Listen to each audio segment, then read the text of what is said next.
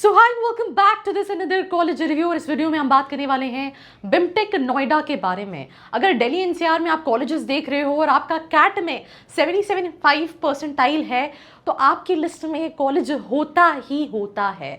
पर होता क्या है कि जब भी हम कोई लिस्ट में कॉलेजेस देख रहे होते हैं, ओवरव्यू तो बहुत सारी जगह मिल जाएगा, शिक्षा पे चले जाओगे, कॉलेज दुनिया पे चले जाओगे, बट रियलिटी चेक सही में कॉलेज कैसा है ये कहाँ पता चलेगा। अब आप कहोगे यूट्यूब पे और भी वीडियोस है, आप कौन सा नया बता रही हो। यूट्यूब पे जो वीडियोस है वो भी वही इन्फॉर्मेशन है which are there on their website. So I'm going to do a reality check for this particular institution. So watch this episode. Let's start. I think मैं हमेशा ये कहती हूँ दैट जो दिखता है वैसा हो ज़रूरी नहीं है। हर स्टूडेंट की profile to profile colleges vary कर रहे होते हैं, इसीलिए सोच समझ के कॉलेज लेना बहुत इंपॉर्टेंट है। जैसे मैंने इस वीडियो से बनाने से पहले हमें बहुत पापड़ बेलने पड़ते हैं कुछ कॉलेजेस में, जहाँ जब स्टूडेंट कॉलेजेस ले रहा होता है तो 50 बार कॉल करता है, बट जब हम रिव्यूज़ के लिए कॉल कर रहे होते हैं तो समटाइम्स यहाँ पर रिस्पॉन्स कम हो जाता है। बट स्टिल मैं जब भी कोई कॉलेज रिव्यू बनाती हूँ आई 10,000% make sure that without communicating with the students कोई कॉलेज रिव्यू नहीं बनाती हूँ। दैट इज़ द रीज़न आपने लास्ट 2-3 साल में देखे होंगे कि ऐसा नहीं है कि हर दिन आपको कॉलेज रिव्यू मिल रहा है। So coming back to the topic, BIMTECH के बारे में बात कर रहे हैं। अब कॉलेज का नाम है Birla institute of management technology, जो कि 1988 में स्टैब्लिश हुआ है। पुराना इंस्टीट्यूशन है, that what I said, people know about BIMTECH from so long, right.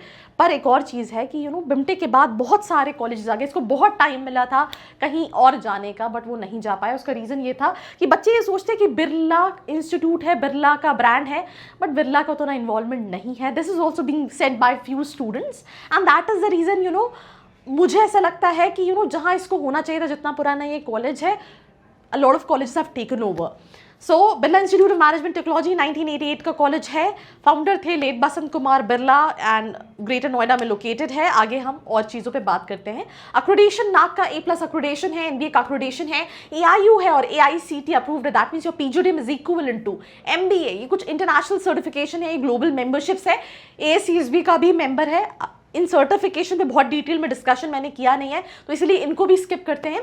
Programme PGDM core, PGDM insurance business, IB retail, right, introduce specialization which is data science and artificial intelligence. Now I'll be really honest to you. Student का कहना है कि यार college insurance के लिए तो भर के कंपनीज हैं, जो बल्क रिक्रूटर है that is also go digit जो हर साल हायर कर रही होती है, पर बाकी सारी स्पेशलाइजेशन में क्या है वो हम आगे देखेंगे। तो इसलिए बोल रही हूँ पूरा वीडियो देखना बहुत ज़रूरी है।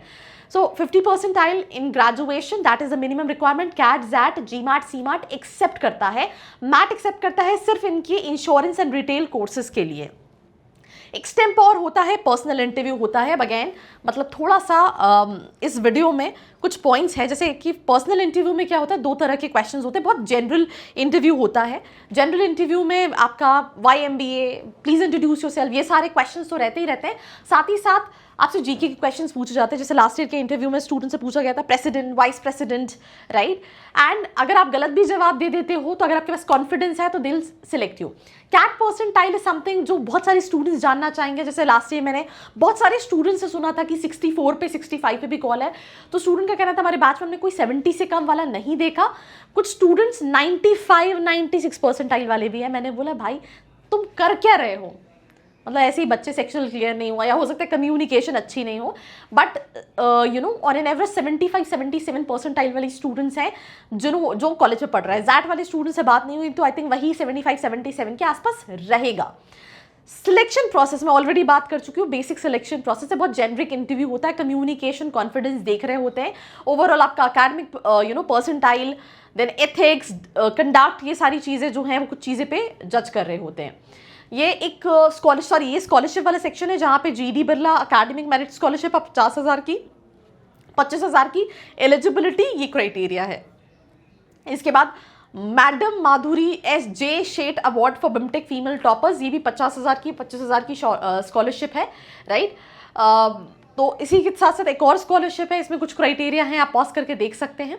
फीस स्ट्रक्चर की बात करें तो PGDM का फीस स्ट्रक्चर 2 years का जो है दैट इज 16 लाख। जो 2025 और 27 के बच्चे थे उनको जो फीस स्ट्रक्चर पड़ा था 16 लाख का फीस स्ट्रक्चर था और 4 लाख का हॉस्टल, मतलब 20 लाख का इन्वेस्टमेंट पड़ा था। It's a residential program, residential program है बट रेसिडेंशियल भी नहीं है।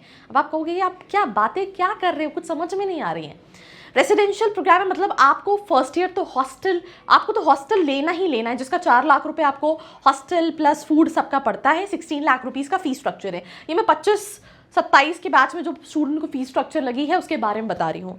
बट है क्या, जो बॉयज़ हॉस्टल है वो 2 किलोमीटर दूर है, वो विद इन द कैंपस नहीं है। 8 सवा 8 के बाद आपको एंट्री अलाउड नहीं है। सेकेंड ईयर में बॉयज़ सिर्फ 120 बॉयज़ जो अच्छे परफॉर्मर होंगे उनको चांस मिलता है। तो पैसे तो आपको कॉलेज के हॉस्टल में रहना है but it is not in the campus. Girls hostel जो है वो विद इन द कैंपस है और स्टूडेंट का कहना है कि यार बहुत ज़्यादा रिजिड रूल्स हैं।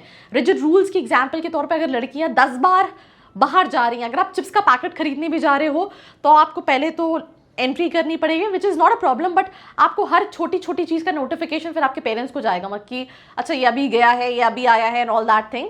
तो समटाइम्स स्टूडेंट्स का ये कहना है कि यार लगता ही नहीं कि हम कॉलेज में, ऐसा लगता है स्कूल में भी इतनी रूल्स एंड रेगुलेशन नहीं थे। ऑल्सो स्टूडेंट का ये भी कहना है कि अकेडमिकली तो दे आर वेरी, क्योंकि लास्ट ईयर में जिस स्टूडेंट से बात करी थी, जब मैंने लास्ट ईयर बिमटेक नोएडा का रिव्यू बनाया था तो उनका कहना था कि डायरेक्टर चेंज हुआ है।